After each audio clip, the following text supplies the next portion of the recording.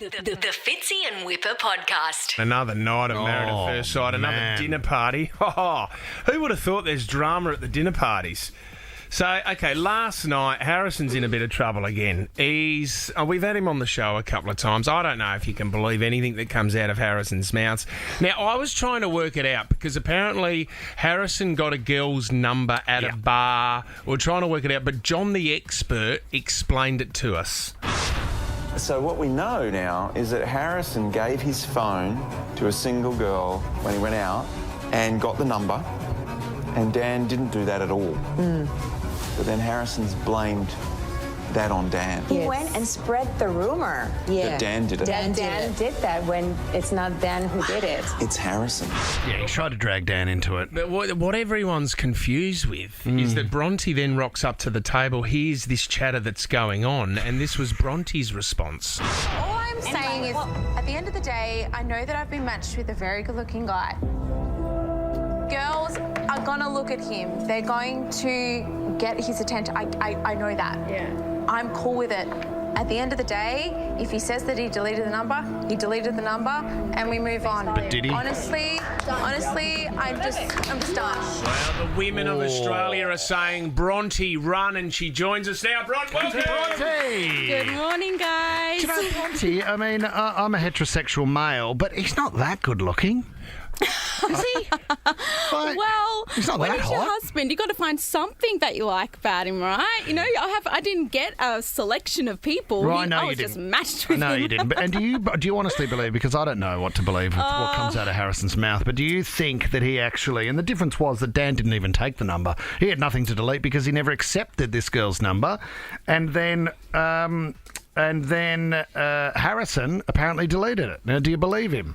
Guys, you know, hindsight is a very beautiful thing, and I think people forget that I'm watching this back for the first time along with the rest of Australia. So it's really upsetting for me to think when he told me about the number that I was actually happy about it. I know that sounds crazy, but it's because I thought he was actually taking accountability and apologising for putting me in a position where I wouldn't have to question his intentions anymore. Yeah. But don't get me wrong, the clocks were ticking, but I didn't want another blow up. Yeah. But I wish I did, because watching him go around and meddle with everyone's story. Oh, yeah. And, you know, the fact he was so willing to throw Dan under the bus. You did never do that. Never. No, and humiliate me in the process. You know, I want to say I'm shocked, but am I? Because it's Harrison. You sound a bit nervous, Bronte. See, you know what? But Bronte, this is love. It's actually upset me, guys. Like, watching this back last night, you know, like, it just sucks because I was stoked that he was actually. I thought we were turning a new leaf, and I'm like, everyone change my number in the phone to the clown emoji because I'm a bloody clown. Like, Bronte, no. Wait up, wait up. Can I need to bring this up because Bronte, we you know that from day one on that wedding that he wasn't Mr. Right. You thought something's dodgy going on. You had a friend pull you aside and say that he was in a relationship before he came onto MAFS. Yeah. You gave him another chance, right? You've given him another chance with this one as well. And then we need to question you on this voice message. So the girl that was at the wedding, I think you two have had a falling out because then we found out a voice message. This was you finding out about Harrison's past and how you were going to handle Married at First Sight. Well, you know what? If he is my match, I'm going to play that to my advantage. Oh my God, I will literally play this up like crazy. I reckon I would actually confront him when we're in private and just by the way, I actually know why you're here. If you're wanting to just I guess, play this on, that's fine. And we can just be friends. But for the cameras, we can obviously put on a show. Because if I do get this guy, I'm not going to be able to like him because I know what he's like. Bronte, we need a response. Well, that's kind of... It's a fact that that's me. I'm not going to deny that. And I've actually spoken on this quite a few times.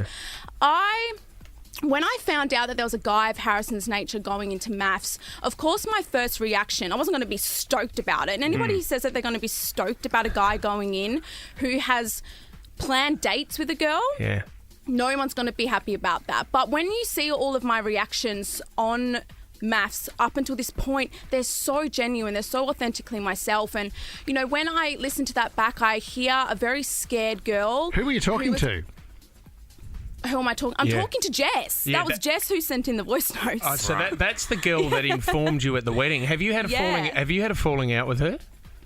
Since, yes. So when obviously Jess knew the dates of the wedding. Yes. She knew for weeks. And the fact is that I was on FaceTime with her the night before the wedding and she had every chance to tell me. Yeah. So I've never called Jess a liar. So she did it in front of the cameras. Tactical. Yes. To get herself onto the camera. 100%. I've never denied that it was me on the voice notes. It's me. Yeah, it's you. We know that. When was the first time you actually met Harrison? I've never met Harrison before. But you knew him. You knew of him and you knew about him prior to the show. I knew of him, but even that's a stretch, Like, obviously, there's definitely things going around that we matched on Hinge and everything like that. But who the hell remembers all of the Hinge matches? Like, that's ridiculous. So you matched on Hinge. Was there any conversation at that time? If Harrison, wants to talk to himself, then yeah. No, but did you message back and forth when you matched on Hinge? No, not at all. We never spoke. So can I ask you how? This is a disaster. You have a lovely family. We met them at the wedding. How are they going with all this? My sister is literally losing her mind. Is she really? She wants to fly to Sydney and quite literally go full Kira style. She's oh my not God, impressed really? at all. Yeah, she's very upset. Do you feel like, because it's such an intimate thing and it's such a public show, right? You're taking something extremely private, which is your relationship with Harrison, and then it's made so public on national TV. Are you angry with yourself that you slept with Harrison? Do you know what I mean? No. But you don't have to look at the publicist who's shaking her head. I'm not Look, it's one of those things where Harrison and my relationship, it did just organically happen, and it's one of those things. Not really where organically, no. I don't want to live with regret. So, am I proud of it? Not really, but do I regret it? No. So, okay, I think a lot of people are thinking now that you just want to stay on the show for as long as you can, because at the last ceremony, he wanted to leave. He's the dog in this relationship. He wanted to leave and get out. You're the one that wants to stay. So, a lot of people are saying now that you want to stay on the show for as long as you can to get your profile up. Oh, of course people are going to say that. Yeah. God forbid I actually want to try with the experiment. Like, it's one of those things where everyone keeps saying to me, oh, why doesn't she just leave? In real life, you would leave. And I'm like, well, I'm not in real life.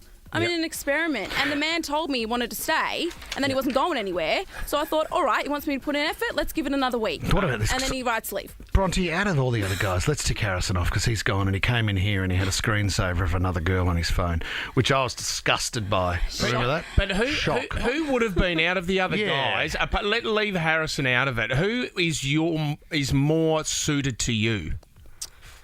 That's a really good question. I feel like in terms of personality, I would probably love like an Ollie mixed with Leighton's ambitions. Okay, yeah, great call. Oh, God, you want a combo deal. That's really interesting. Yeah. So, I mean, now that the show was obviously wrapped up and filmed a while ago, in this current stage, we know you and Harrison aren't together and he's got some other girl on his screensaver. When was the last time you guys had any form of interaction? Oh, Harrison and I are still in contact. So don't get me wrong there. Just watching your publicist give thumbs up to your answers is one of the funniest things I've ever seen. This will be for everyone when we cut this video up. You'll have a good chuckle because the publicist is right next to it, going, "That is a great answer. Panicking. Well done." You can just answer as a human yourself. You're a grown woman. You can just answer. Look, Bronte. Okay, you've come into this experiment. Let's hope that you got what you wanted out of it. I don't think it's going to be love, but we appreciate your time. And now the show's finished. I want to know: have you found love outside in the real world? I found love, guys. I found love with myself, always. We can all do that, but outside of that, Good answer. Bronte, no love interest, no man on the scene. Hey, I'm still wearing my ring, so who knows what happens. Just a yes or no is fine with me. Just a yes or no. Well done, Bronte. Thanks for coming on the show. And Married at First Sight continues Sunday night, 7 p.m. on Channel 9. You're listening to the Fitzy and Wippa podcast.